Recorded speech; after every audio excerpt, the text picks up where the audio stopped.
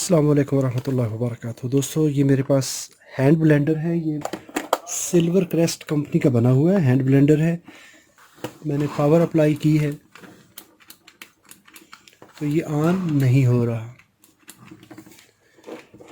इसको भी हम चेक कर लेते हैं। एसी वोल्टेज चेक करेंगे लाइन के, तो लाइन पे जो है अभी मेरे पास 228 वोल्ट आ रहे हैं। सॉकेट में 228 वोल्ट हैं, लेकिन यहाँ पर ये कुछ भी वर्क नहीं कर रहा। चलिए इसको चेक करते हैं कि इसमें क्या प्रॉब्लम है। सबसे पहला तो काम करना है कि इसको आपने रिमूव कर लेना है यहाँ से। ये रिमूव किया, इसके बाद इसका ये कटर और इसकी शाफ्ट देख लें। बाज़ औक़ात ये यहाँ से स्टक हो चुकी होती है, यहाँ पर नमी और ये चीज़ें आके तो ये बुश के साथ स्टक हो चुकी थी। अगर काफ़ी अरसा ये बग़ैर धोए पड़ा रहे तो ये स्टक हो जाती है। इसके बाद यहाँ से मोटर को थोड़ा सा चला के देख लें तो मोटर भी ये घूम रही है इसकी। अभी इसको हम यहाँ से खोल लेंगे। ये दो स्क्रू इसकी इस जगह पे है।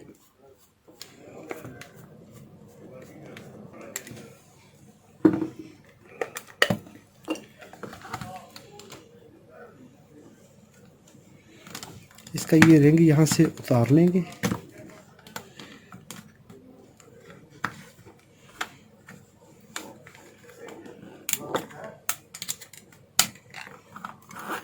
और यहाँ से ये इसकी मोटर जो है वो फ्री हो चुकी है।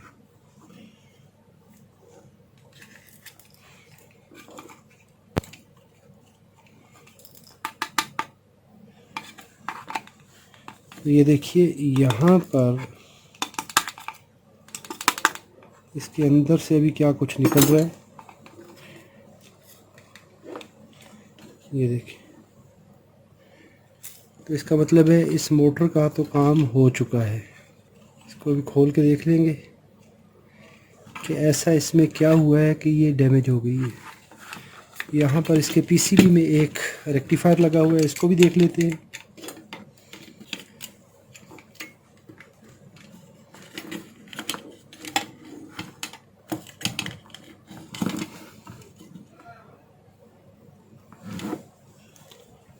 यहाँ पर ये देखेंगे तो ये प्रिंट यहाँ से लेके यहाँ तक डैमेज हो चुका है, और ये वाला भी यहाँ से लेके यहाँ तक इसका पीसीबी डैमेज हो चुका है। ये वाला, ये लाइन यहाँ से और ये लाइन, ये ट्रैक ब्रेक हो गया है। पहले हम इसकी मोटर को चेक कर लेंगे। मोटर को चेक करने के बाद फिर इसका ये पीसीबी चेक करते हैं। फिर इसके ये पीसीबी के ट्रैक्स बनाएंगे। ट्रैक्स बनाने के बाद फिर इसको देखते हैं कि क्या इसमें मसला है। आया ब्रिज रेक्टिफायर तो डैमेज नहीं हो चुका, या इसके डायोड ये भी चेक कर लेते हैं। तो पहले तो हम इसका ब्रिज रेक्टिफायर चेक कर लेते हैं। तो ये है कट वाली साइड। तो कट वाली साइड इसमें पॉजिटिव है, ये वाली। तो पॉजिटिव पे आप रखेंगे कैथोड को।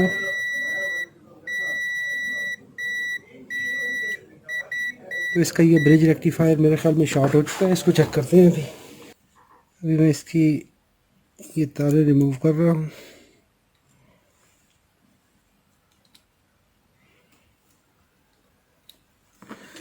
ये मोटर हमने सेपरेट कर ली है।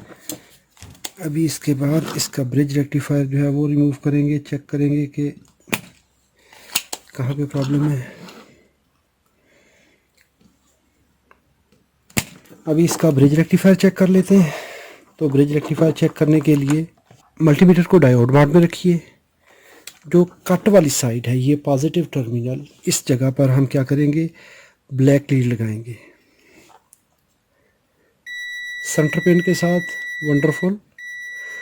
तो ये सारी पिनों के साथ ही इसकी कंटिन्यूटी आ रही है। तो ये ब्रिज रेक्टिफायर शॉर्ट हो चुका है। इस रेक्टिफायर की कंडीशन देख लेते हैं, इसकी क्या सूरत हाल है।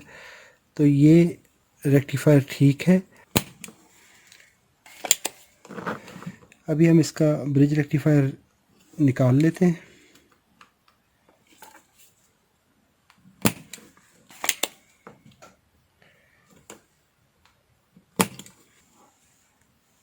अभी हमने इसको डिसोल्डर कर लिया है। इसको ऐसे निकाल लेंगे। ये ब्रिज रेक्टिफायर हमारा निकल गया।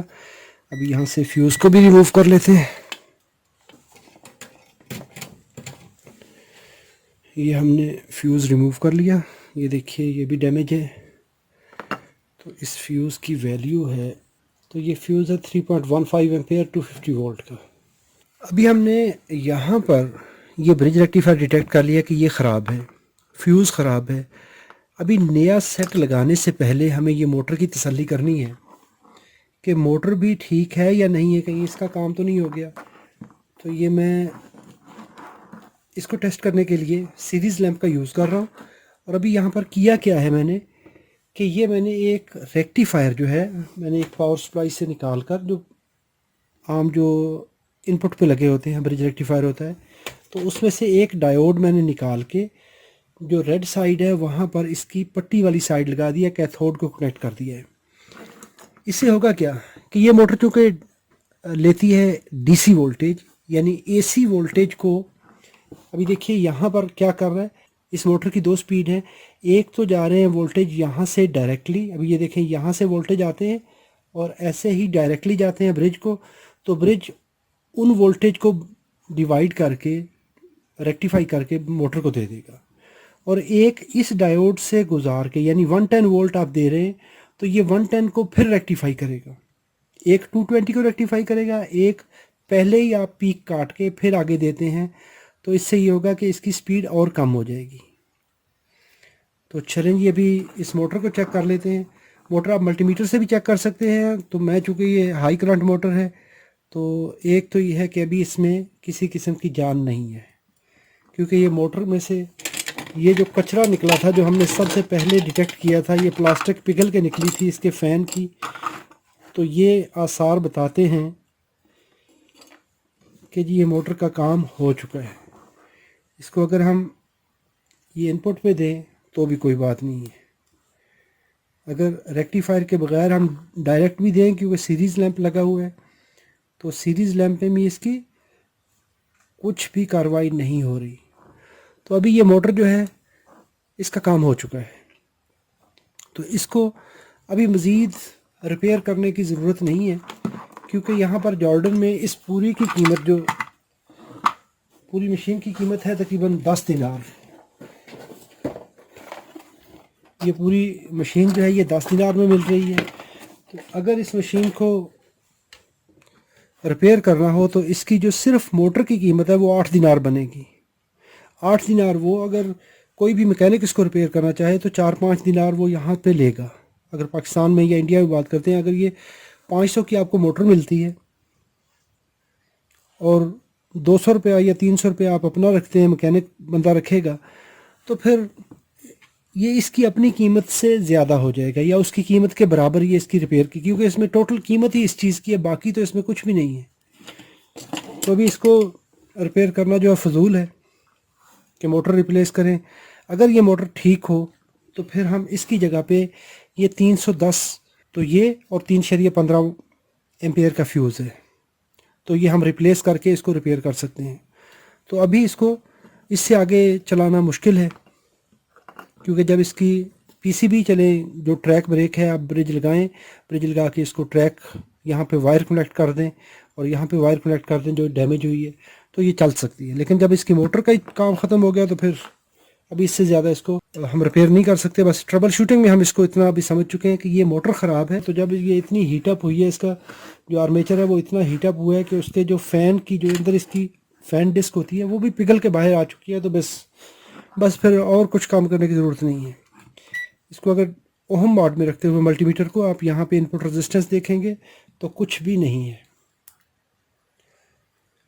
वीडियो अच्छी लगी हो तो लाइक कर लीजिएगा।